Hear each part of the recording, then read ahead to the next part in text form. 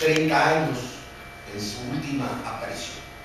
Efectivamente, volví años después como profesor adjunto a la presidencia del colegio en la época de Víctor Urquidi, y me encomendó un curso en la división de maestría que entonces existía, y justamente el tema fue la crisis del sistema político mexicano. Y estamos hablando del año de 1970. Como es obvio para todos ustedes, yo no voy a hablar aquí de Juanito, tampoco de las últimas correrías de la señora Zabaleta, aunque si me preguntan de ello, pues tendré necesariamente que contestar. La anécdota es parte de la historia, incluso cosas, pero no es mi tema. Yo quisiera contextualizar esta plática sin eludir el tema del presente y desde luego del futuro, a partir de lo que yo llamo el surgimiento de la ola contemporánea de la izquierda mexicana, tal como lo he expuesto en numerosos textos y particularmente en mi último libro, que ya aparece en edición de bolsillo, un sello de bestseller, cosa que mucho agradezco a sus promotores, entre ellos Lorenzo Meyer, quien ha escrito tal vez el artículo más lúcido sobre lo que traté de decir en esta obra. Yo voy a referirme a la izquierda no como un partido político ni un conjunto de partidos políticos, porque no me parece que sea el tema sustancial. Voy a referirme a la izquierda como una manera de ver el mundo, como una corriente histórica, como una actitud intelectual y vital, como un conjunto de movimientos de la sociedad que en cada época importante o significativa de la historia se vuelven a decantar. Yo no voy a regresar aquí al debate sobre qué es la izquierda. Pueden leer Orlo, pueden leer a otros autores que seguramente ya exploraron ustedes. Pero hay una coincidencia de dos vertientes. Una que tiene que ver, lo sabemos todos, con el tema de la igualdad y desde luego con la realización en la historia de las libertades reales. Y hay otro que a veces se olvidó durante el tiempo del socialismo real, que es la predominancia del espíritu crítico. En este sentido, son de izquierda Galileo, Newton, Copérnico, todos aquellos que lucharon contra el dogma, que era prístinamente la derecha en cada época. Y tiene que ver con la construcción del Estado contemporáneo en el dominio de la ciencia. Tiene que ver con Hobbes, con que se olvide, tiene que ver con Rousseau y tiene que ver con el pensamiento ilustrado en general del siglo XVIII. Voy a ir a una simplificación del libro de texto gratuito que me van a perdonar, pero la academia es el libro de texto gratuito del tercer piso y en este caso del penthouse. Los grandes momentos de la historia determinan la posición de la izquierda.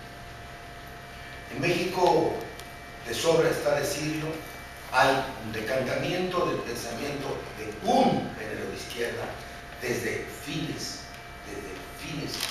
del siglo XVII, por el estamento criollo, que pasa por 1808, que se radicaliza a partir de Hidalgo y de Morelos. Es evidente, y estoy hablando de tan gran especialista que es el presidente Colegio,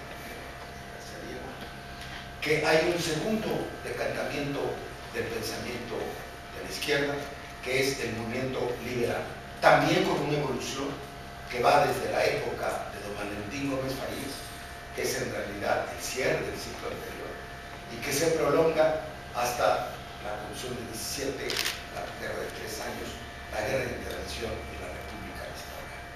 Hay un tercer ciclo del pensamiento de la izquierda, de toda evidencia, con sus distintas variantes, que tiene que ver también con el pensamiento de fines del siglo XIX y que tiene que ver con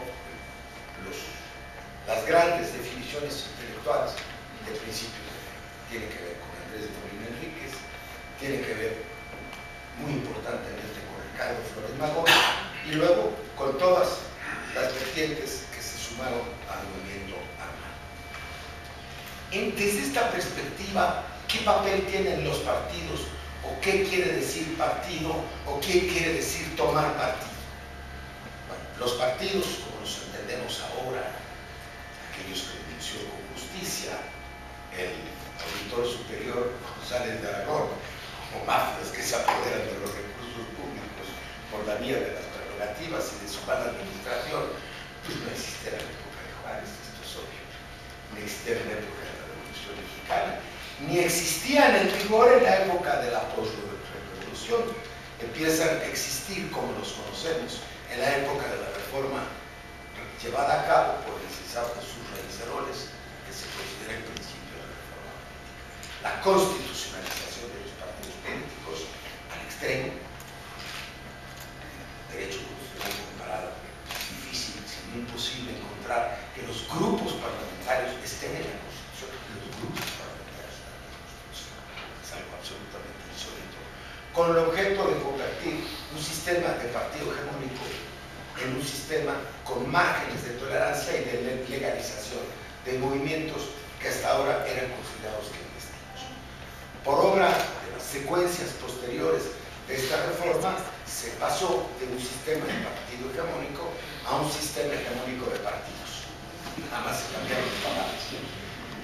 Porque aquí, ya lo vamos a ir viendo, se están cruzando los límites. Yo no quisiera darle mayor importancia de la que pueda tener históricamente, eso se verá en el futuro. Yo ya dejé algunos testimonios, todos mis archivos, el Archivo General de la Nación, si para algo puede servir. Para mí, esta tercera ola del pensamiento de izquierda se da como producto del agotamiento de lo que podamos llamar los gobiernos postrevolucionarios. Si nosotros consideramos que hay un cambio sustantivo en la orientación, en las prácticas, en el equilibrio de poderes de lo que fue el sistema postrevolucionario, que este tiene una cierta ambivalencia durante los años 70 y que en los 80 se encamina por un grupo distinto al que se había seguido hasta entonces, a quien le tocó, quien tomó la determinación de asumir esa orientación. El presidente Miguel de la Madrid le llamó a sus memorias cambio de rumbo. Cambio de rumbo se llama, la confesión de parte, el relevo de cualquier prueba injudicial. Basta leerlo para saber que la salida de la crisis económica, el libro que me acabas de entregar, de la crisis de la deuda, el estancamiento económico, que ya no está aquí para no llenar de libros, ¿no? Habla de su vida. ¿Cuál era la salida a una crisis financiera aguda y a un efecto boomerang de la petrolización del país? Posiblemente los historiadores dirían, quiero ser objetivo, que no había otro, pero como todo en el horizonte de las decisiones políticas, siempre plantean todo el mundo, siempre plantean todo el mundo. Las circunstancias se prestaron, propiciaron que